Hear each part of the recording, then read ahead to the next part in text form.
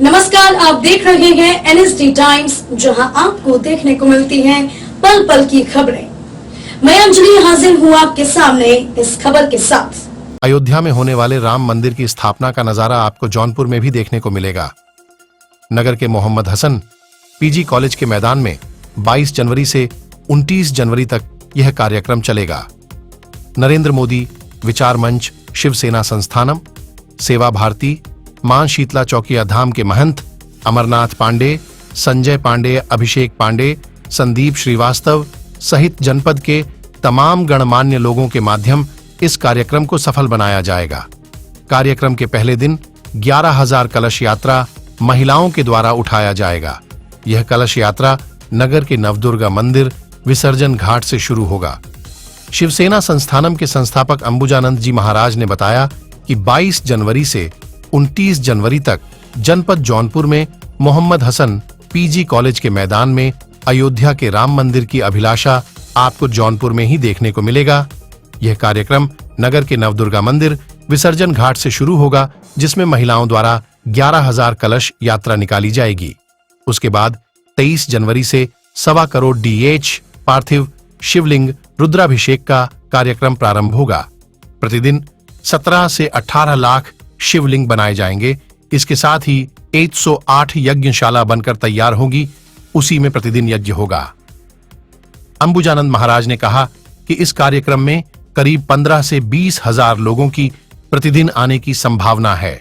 उन्होंने कहा कि जिस तरीके से कार्यक्रम के प्रति लोगों की आस्था जुड़ रही है, पहले तो लग रहा था कार्यक्रम सफल नहीं होगा, लेकिन अब ऐसा लग रहा है इतिहास में पहली बार ऐसा कार्यक्रम जनपद जौनपुर में होने जा रहा है।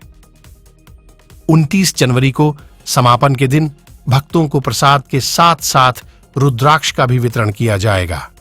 देखे जौनपुर से सुनील सिंह की यह खास खबर। जैसा कि कार्यक्रम के बारे में हमारे स्वामी अंबुजानंद जी ने सब कुछ तो बता ही दिया है आप लोगों को। और कार्यक्रम में विशेष रूप से रुद्राक्ष वितरण है। ये शुद्ध रूप से नेपाल से मंगवाया जा रहा है और 9 दिनों तक इसे सिद्ध किया जाएगा और लास्ट में इसको वितरण किया जाएगा। कलश यात्रा कहाँ से शुरू होगी, कहाँ पे? ये सद्भावना से शुरू होगी, वहाँ से कलश भर के लोग उठाएंगे और चारसू कोतवाली, वहाँ से बड़ी मस्जिद, फिर होते हुए मोहम्मद हसन ग्राउंड में आ जाएंगे, कार्यक्रम स्थल पे, कथा स्थल पे। रुद्राक्ष कितने लोगों को वितरण किया जाएगा? अनगिनत, इसकी कोई लिमिट नहीं। किस तरह का रुद्राक्ष है ये नेपाल से शुद्ध रूप से मंगवाया जा रहा है और इसको सिद्ध किया जाएगा 9 दिन तक। और हम लोग कोशिश करेंगे पूज्य स्वामी कैलाशानंद गिरी जी से ही रुद्राक्ष वितरण करवाया जाए। 29 तारीख को समापन है, तो वो उस दिन किस तरीके का कार्यक्रम होगा? उसी दिन रुद्राक्ष वितरण होगा और पूर्ण भंडारा भी उसी दिन है और बहुत ही भव्य कार्यक्रम उस दिन होगा और कोशिश है कि एक संत सम्मेलन भी होगा। प्राण प्रतिष्ठा का कार्यक्रम कल है। जौनपुर में भी आयोजन आपके द्वारा कराया जा रहा है, क्या है पूरा कार्यक्रम?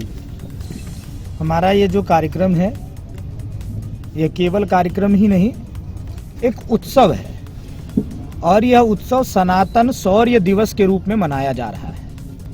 कल सनातन शौर्य दिवस प्रारंभ हो जाएगा और जिसका उत्सव हम सभी लोग 22 जनवरी से लेकर 29 जनवरी तक मनाएंगे। इस क्रम में सबसे पहले 22 जनवरी को सद्भावना पुल विसर्जन घाट नवदुर्गा मंदिर से 11,000 माताओं के साथ कलश यात्रा प्रारंभ होगी, जिसमें 11,000 हमारी माताएं रहेंगी और 11,000 के ही लगभग हमारे भाई बंधु भी रहेंगे, जिसमें हम सभी लोग बैंड बाजा, कलश, भगवान का नाम, भगवान की ध्वज, पताका, इन सभी चीज़ों को लेकर कलश यात्रा निकालेंगे।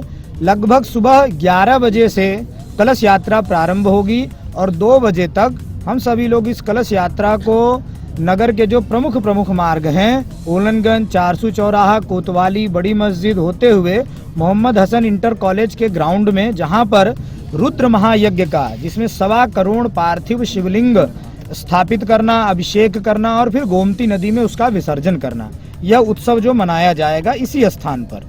साथ ही साथ हम कुंडों का निर्माण कर रहे हैं, उन कुंडों में आहुति दी जाएगी। साथ ही साथ शिव महापुराण की कथा होगी जो शाम 4 बजे से प्रारंभ होगी और प्रभु इच्छा तक चलेगी। इस कथा में, इस महायज्ञ में हमारे पूज्य गुरुदेव श्री श्री 1008 आचार्य महामंडलेश्वर निरंजनी पीठाधीश्वर कैलाशानंद गिरी जी महाराज, जो मुख्य उपस्थिति जिनकी है, जो हमारे आराध्य हैं, जिनका मैं कृपा पात्र हूँ।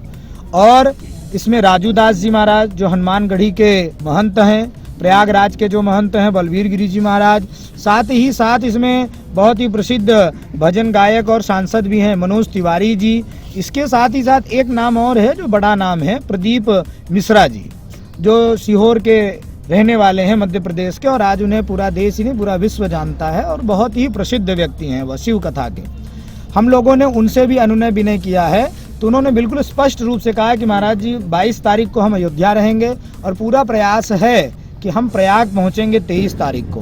तो 23 से 26 के बीच में एक दिन का समय जो है हम आकर यहाँ पर आपके कथा में जरूर आपको हम समय अपना देंगे। हमारे लिए भी यह सौभाग्य का विषय है कि यज्ञ कथा और पार्थिव पूजन एक साथ हो रहा है। इसके बाद कथा में मुख्य रूप से जो दर्शनीय चीजें होंगी वो 1.25 करोड़ पार्थिव शिवलिंग है जो जौनपुर जनपद में पहली बार होने जा रहा है, एक बार में एक ही जगह पर। और साथ ही साथ यहाँ पर हमारा पूरा प्रयास है कि हम प्रतिदिन लगभग 8 से 10 हजार लोगों का भंडारा रोज करेंगे कथा के बाद। तो इसलिए जो भी भक्तगण हैं, जो भी श्रोतागण हैं, जो भी इस यज्ञ में किसी भी प्रकार का सहयोग प्रदान करना चाहते हैं, तन से, मन से, धन से, सामग्री से, किसी भी प्रकार से, तो वह सभी कर सकते हैं। सुरक्षा दृष्टि को देखते हुए, मौसम को देखते हुए पूरा जनमर हैंगर लगाया गया है, जनमन टेंट लगाया गया है, यज्ञशाला भी बहुत ही व्यवस्थित बनाई गई है। किसी को किसी भी प्रकार की दिक्कत न हो इसके लिए शासन प्रशासन भी हमारे साथ है। साथ ही साथ जो यहाँ के विद्यालय के प्रबंधक और प्रिंसिपल हैं माननीय अब्दुल कादिर जी, उनका भी पूरा सहयोग है हम लोगों के साथ। उन्होंने कहा महाराज जी हमारा इंटर कॉलेज, डिग्री कॉलेज के जो भी बच्चे हैं, अध्यापक हैं, सभी लोग जब तक यज्ञ चलता रहेगा इस यज्ञ में हम सभी लोग रहेंगे। और आज बातों ही बातों में उन्होंने अपने अध्यापकों से भी कहा और हमसे भी बताया कि महाराज जी अगर एक बात हो तो बताएं। हमने कहा बताइए। कहा महाराज जी हम लोग पिछले 1 हफ्ते से बंद कर दिया है और अगले 30 तारीख तक हम सभी लोग नॉनवेज नहीं खाएंगे जब तक आपका यह यज्ञ पूरा नहीं हो जाता। तो हमारे कहने का मतलब जिससे जिस प्रकार से हो एक अच्छा वातावरण क्रिएट करे, जो ये 500 वर्षों के बाद हमें यह सफलता प्राप्त हो रही है राम मंदिर का, जिसके उपलक्ष्य में यह हम कार्यक्रम कर रहे हैं, जिससे सफलतापूर्वक यह यज्ञ पूर्ण हो और इस यज्ञ से हमें एक अच्छी शुद्धि प्राप्त हो। अच्छा, एक और बड़ा शुभ दिन आज है कि आज सीटेट की परीक्षा हो रही है यहाँ पर। तो यहाँ पर जितने भी लोग आए हैं उन सभी विद्यार्थियों से हम यही कहेंगे कि अपने पति पत्नी माता पिता जो भी हैं सबके साथ कल कलश यात्रा में आओ, रोज आकर यहाँ यज्ञ करो, शिवलिंग का निर्माण करिए और कथा सुनिए। और एक संदेश सब तक पहुँचाइए कि यह यज्ञ आम जनमानस के लिए हम लोग कर रहे हैं। बाकी यज्ञों में क्या होता है कि यज्ञ को सरलता से लोग कर नहीं पाते हैं। बड़ी इच्छा होती है उनकी कि हम यज्ञ कुंड पर बैठें, शिवलिंग का निर्माण करें, भागवत कथा सुने या शिव महापुराण कथा सुने। यहाँ पर हमने जो मध्यम वर्गीय और मध्यम वर्गीय से जो नीचे वाला भी स्तर है उन दोनों के लिए एक व्यवस्था बना रखी है और वह यह है। इस खबर में बस इतना ही। बने रहिए एनएसडी टाइम्स के साथ, मिलते हैं अगली खबर के साथ। तब तक के लिए मुझे दीजिए इजाजत। अगर आप ये वीडियो फेसबुक पर देख रहे हैं तो हमारे पेज को फॉलो करें और अगर आप ये वीडियो यूट्यूब पर देख रहे हैं तो हमारे चैनल को सब्सक्राइब करें और आगे आने वाली वीडियोस को देखने के लिए नोटिफिकेशन के आइकन को प्रेस करें।